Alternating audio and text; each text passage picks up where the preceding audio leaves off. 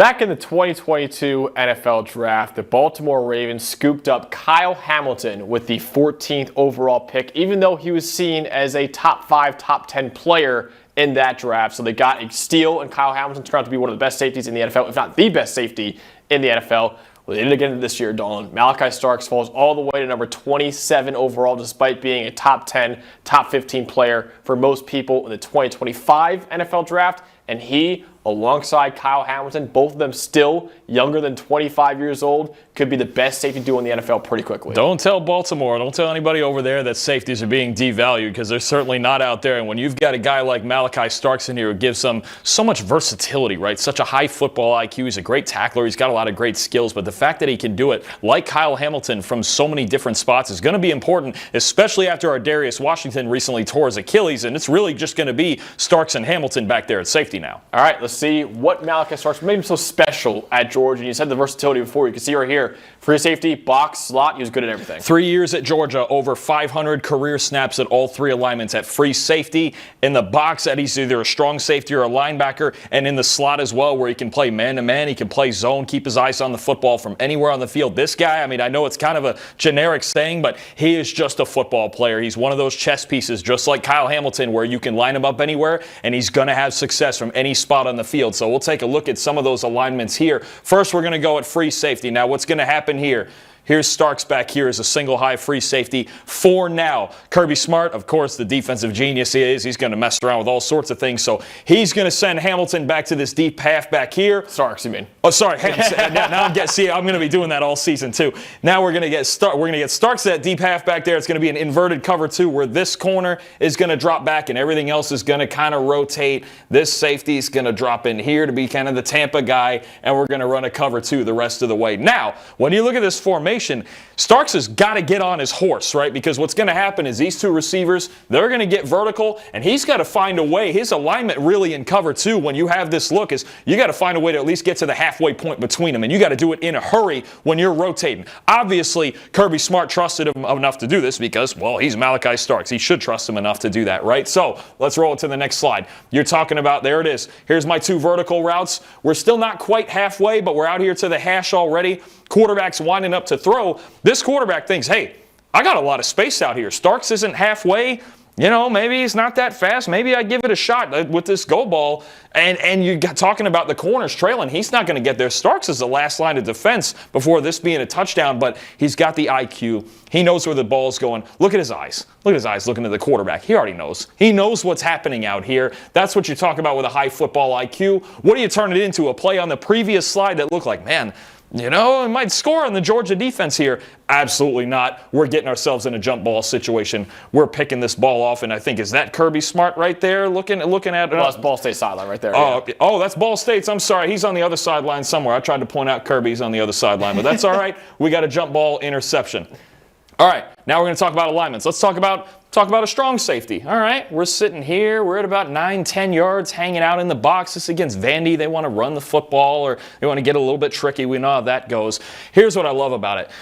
High football IQ and physicality, right? When you talk about playing in the box, that's the added dimension. We're going to get a screen here. Here's what's going to happen, a tight end screen. Play action coming this way. That's my first problem. So these linebackers are going to bump out to play action, and Starks at least has to sit for a little bit to respect the backside cut. If it's going to be a run, these three are going to run off. They don't matter to me. It's going to be a tight end, a little slip screen right down here to this tight end. These two offensive linemen are going to get out here. Now, you can already see the problem that could happen. Even though this is Vandy against Georgia, say what you want. It's pretty well set up play here. I got a tackle on a corner. I've got a guard on Malaki Starks. That looks like a play that's going to be successful for the offense. Now, let's set it up. Here's the play action. You can see it right here as we're moving. Tight end's leaking out. Play action's gone. Defensive end didn't pick up the screen. We're 2-on-2. This is everything an offense wants in a screen right here. 2 offensive linemen on 2 defensive backs. And Starks is the one that makes this play, because the job is going to be, you keep contained. You give the sideline, they're scoring. No question. Starks has to get out here and be the one to make this play. I'm going to go to the end zone shot right here. Here's what I love about this. 2 things. 1, the physicality to attack. Okay? Do not let this lineman dictate it. There's so many safeties in college, even in the NFL, who are going to let linemen dictate that when they're running at them full speed. Got to love the physicality. And the other thing, too, look at him. He's outside. Anytime you get in a situation like this, even if you're not going to make the tackle, force it back inside to all your help. I have no help out here other than my corner, and he's occupied. Clearly, he's just trying to keep contained. He's holding on for dear life. Force this back inside, even if you're not going to make the tackle. But Malaki Starks is prime time. He beats that guard to the outside and makes the tackle, I believe, for only a 1-yard gain on a play that was really well set up for the offense to succeed. It's getting a run game now. Okay, stay in the end zone. Now we're a linebacker. Okay, we've seen free safety. We've seen strong safety. Now I'm just a third linebacker. Hey, we don't do 3 linebackers anymore. It's 2025. It's not how it works. Base defense isn't a thing. You stay out there. You're right here in the B and C gap. Okay, fine. You want that? Here's what's going to happen. Going to get a counter here. Guard pulling. 2 guys pulling from the backside. 75 pulling. We're trying to get out to the edge. Now, what you're going to get, this defensive end, this tight end is going to go down. This defensive end is going to spill in here and force this to the outside. Why? So he can allow Starks to get out here and make the play, right? Talk about, again, physicality and angles of attacking the football. Here's that backside tackle. Here we go. Here's big number 75, clearly a lot bigger than Malaki Starks. There's the one-on-one block I'm looking for. Already, before he even touches him, you love what Starks does here. Get to the outside.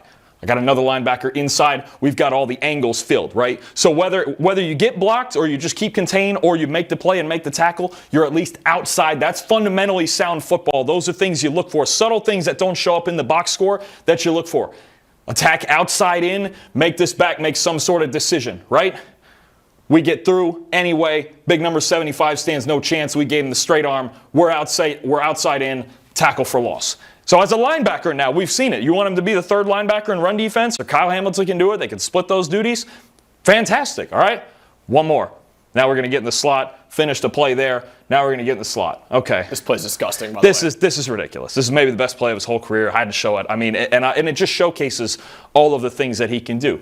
Now we're talking about him here. Right here, man-to-man. Okay, in the slot, man-to-man. Georgia's real good. You can see it right down here. Man-to-man. This is against Clemson, too. This is not against some scrub team. This is week 1 last year against Clemson. We know what Cade Klubnik and Clemson can do. We'll talk about that the rest of this year. But when you talk about, okay, man-to-man, all we're going to get, slot fade. One of the hardest routes now in college to defend. You're going to slot fade, slant underneath, but that's all it's going to be. One-on-one, slot fade, cover 1. Kirby Smart, just trust him.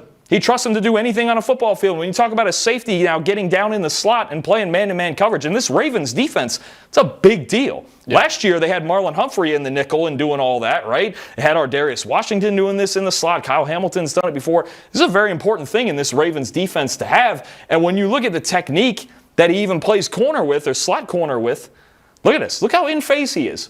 I mean, again, the slot fade is one of the hardest routes in college football now to defend because of, look, we're on the wide side of the field. There's so much space to work with. There's not that many even corners that can handle this.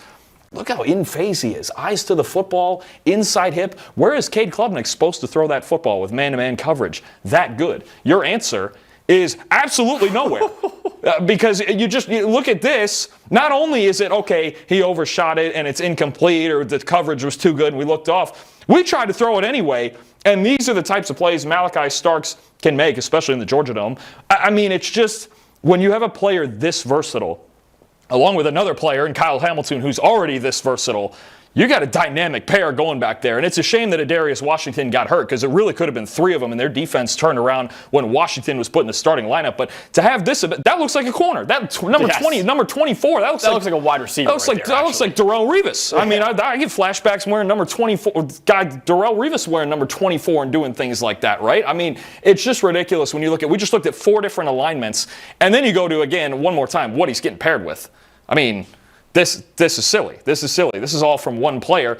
Kyle Hamilton, 7th best free safety in football. That'll do, and he played a lot more of that down the stretch. That's actually the one that intrigues me the most because he played more free safety with Washington down in the box and in the slot and things like that in the second half of the year. The whole secondary got a lot better. Put him in the box. Top 5. That'll do. We know how good he is. Put him in the slot. That's already the best slot safety in football. I mean, him, Brian Branch is up there too. And look at this. Look at this down here. 2 safeties that played 200 snaps in all 3 spots and were top 10 in each. It's Kyle Hamilton. It's Derwin James. Versatility on top of talent is what makes these safeties great nowadays. Hamilton, Branch, Derwin James, right? Malaki Starks can do all of the same things that these guys can do. You already had a jack of all trades and a master of all trades in Kyle Hamilton at safety for the Baltimore Ravens. You just added another one in Malaki Starks, too. Like I said, both these players still very young, and both of them could make up the best safety duo in the NFL very, very soon.